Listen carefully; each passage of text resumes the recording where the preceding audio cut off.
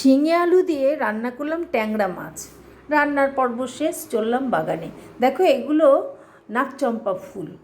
গাছটা এত বড় হয়ে গেছে, আমি ইচ্ছে করে কাটিনি। আমার না মনে হয় গাছগুলো যদি এরকম ওপরে উঠে যায় বেশ বড় দেখায় বাগানটা, তাই আমি কাটিনি। যদিও সামনের বার কাটতেই পারি, বর্ষায় কেটে দেবো।